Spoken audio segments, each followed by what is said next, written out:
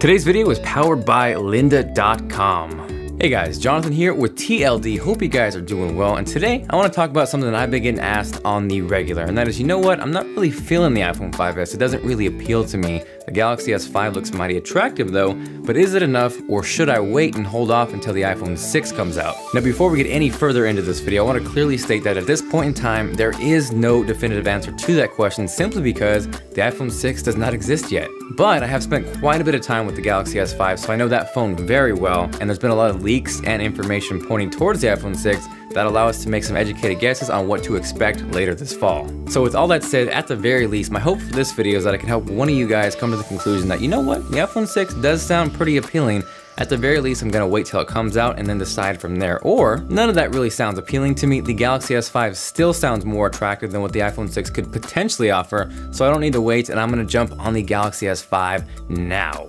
Now, unless you've been living under a rock, and if you do, no offense, that's cool, bro, you probably have seen the leaked iPhone 6 dummy that has taken over the internet. I actually just got a hold of one, and yes, I know, a little late to the party, but better late than never, and I got hooked up by the Apple leak ninja master, Sonny Dixon, so big thanks to him, and I'll have him linked down below. So what you're looking at right now is the iPhone 6 dummy model right next to the Galaxy S5, and at the very least, this gives us an idea of what to expect and how each device should feel in your hand. Now, based off this iPhone 6 dummy model, this would point us towards the iPhone 6 having a 4.7-inch display with a resolution of 1704 by 960. That's the same exact aspect ratio of the iPhone 5, 5C, and 5S, so there wouldn't be any extra screen real estate, just a bigger screen. Now, based off those specs, that would put the iPhone 6 at an effective 416 pixels per inch, which still falls short to the Galaxy S5.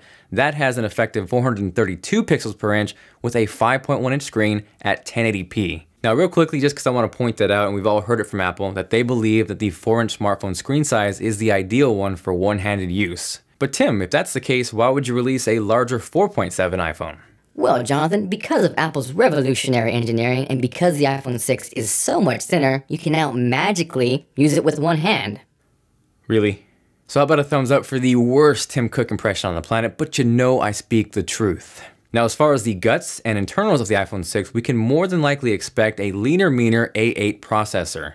Now, the A8 processor is rumored to utilize a smaller 20nm process as opposed to the 28nm process found on the A7. And not only is this going to help obviously with faster performance, but it's also going to be more energy efficient. Now, one thing that the A8 should share in common with the A7 is just like its predecessor, we can expect it to be, of course, 64-bit. Another possibility with the A8 processor is it may be the first quad-core chip to hit an iPhone. So I wouldn't necessarily bank on it, but if there was going to be a quad-core iPhone, I would think that the iPhone 6 would take that crown. Now, before this turns into a flame war or a spec war, you got to go back in time. When the iPhone 5S and the A7 came out, it proved that it's not really about the cores or the specs, and it's more so about optimization and performance, because the A7 chip, which is dual core mind you, still outperformed the quad core chip found in the Galaxy S4, and I would not be surprised if we saw a similar trait happen with the iPhone 6 and the Galaxy S5. Now, as far as RAM goes, I think we all know and can agree that Apple is not crazy about RAM upgrades, so I think the iPhone 6 will more than likely still utilize and implement 1GB of RAM. 2GB is a possibility, but not likely, and I think if anything, it might meet it in the middle with 1.5 gigs of RAM. So based off that, the Galaxy S5 should have the slight edge with 2 gigs of RAM, but again, going back to the optimization and software, take that into consideration before just solely looking at specs. Now again, based off Apple's track records and how they're not huge fans of jumping up big time in terms of specs, I would not be surprised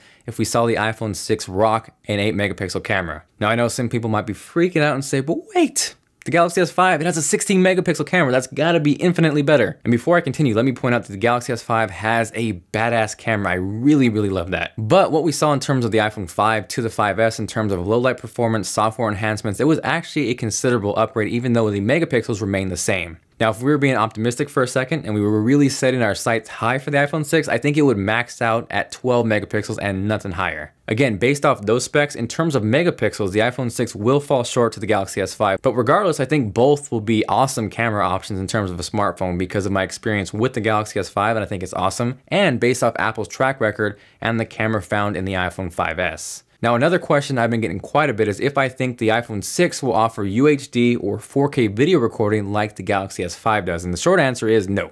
And the fact of the matter is, most people aren't ready for 4K. Their computer's not going to be able to handle it in terms of editing, and they probably don't have a 4K TV for playback. Now, in no way, shape, or form am I dissing the Galaxy S5 for having 4K. I just don't think it's ready for prime time, and it's not something that Apple would focus on that because of that. What I would expect on the iPhone 6 is obviously better 1080p recording and also improved slow motion. So we saw 720p at 120 frames per second on the iPhone 5S. So I think we'll see 1080p at 120 frames per second on the iPhone 6. Now, as far as features that might make one phone stand out over the other, the Galaxy S5 is IP67, water resistant, and dust proof. I've tested it, it works great, and that's something that I really like about the Galaxy S5. As much as I would love the iPhone 6 to have that certification, I don't think that's going to happen, so that edge goes to the Galaxy S5. Now, yes, I know the Galaxy S5 does have a fingerprint reader like we saw on the iPhone 5S, but it is nowhere near close in terms of functionality and intuitiveness. The iPhone 5S works better in terms of a fingerprint reader, so I would expect, of course, the same from the iPhone 6. The heart rate sensor on the Galaxy S5 is cool, but it's not a game changer or not really anything special. And this isn't a knock against Samsung versus Apple or even Android versus iOS, because you can download heart rate sensors on either platform. If you guys watched my iPhone 6 top 5 features wishlist video, which if you did miss, I will have linked down below, I talked about the possibility of the iPhone 6 having sapphire glass. Now, if Apple is able to implement this and signs are pointing towards them being able to do so, that would make the iPhone 6 screen pretty much near scratch proof. Now, touching a little further on the sapphire display technology, there has been some talks and rumors, and even though this is less likely, it would still be completely awesome that Apple may implement solar charging technology into the actual display. Now, of course, I wouldn't expect it to fully charge your phone with solar energy, but at the very least, if you're outside, if you're indoors in a well-lit area, you could at least combat the battery drain and in turn effectively extend your battery life. Now, the Galaxy S5 rocks a 2800 milliamp hour battery, and I've had no complaints. It's been pretty solid. It's not amazing, but I definitely want Apple to step up their game in terms of battery life. So I think that gives us a pretty good idea. Obviously, the rest is going to come down to operating systems and preferences there. I personally use and enjoy both. The iPhone 6 will feature iOS 8, which I don't expect to be a major overhaul, but there should hopefully be some nice improvements to that. The Galaxy S5 is rocking the latest version of Android, which is a plus, but you do got to deal with that little bit of TouchWiz lag. But in terms of operating systems, I think it really comes down to personal preference. And in this category, this is something that I'll be better able to assess once I actually get both in hand. So hopefully you guys enjoyed this video. If you did and you are feeling like being awesome, make sure to hit that like button. It is much appreciated. And before I hop out of here, I want to give a huge shout out to lynda.com for helping make this video possible. Now, just like the iPhone questions, another question I get all the time is, Jonathan, where did you learn to edit video? How did you learn to shoot video? And the simple answer is I taught myself. I love the fact that we're at a point where there's so much readily accessible information and tutorials out there, and lynda.com is taking that to the next level. So whether you want to take better pictures or video with your DSLR, learn how to create and develop a mobile app, or even just edit video period using Final Cut Pro 10 or Premiere, lynda.com offers thousands of video courses in a variety of topics. Now, I think one of the coolest things is the fact that you can learn at your own pace. So if you go to school or you got work or you got kids, because you can do this at any time, you can cater it around your schedule. Now, pricing starts out at 25 bucks a month, but they were actually nice enough to reach out to me and hook you guys up TLD fans with a free 7-day trial. All you gotta do is head over to lynda.com/TLD. That'll score you a free trial. It helps the channel and everybody wins. So thank you guys very much for watching. If you stuck around this long, there is a little bonus to the end of the video. I'm gonna give away a $100 iTunes or Play Store gift card, your choice, Android or iOS. All you gotta do is leave a comment down below on why you think one is better than the other. Now, to be entered into the contest, it's gotta be civilized. Don't sit there and flame one or the other. Give me an educated answer of why you think the iPhone 6 will be better or why you think the Galaxy S5 is and will be better than the iPhone 6. Aside from that, if you guys have any questions, make sure to leave me a comment down below. I do try to reply to as many questions as possible, but as you guys know, YouTube is a little funky and a little hard to maintain sometimes. So the best way to get a hold of me is on Twitter at TLD Today. I am on there all the time and you will more than likely get a reply. Other than that, I hope you guys have a fantastic day or evening, and I will see you guys later.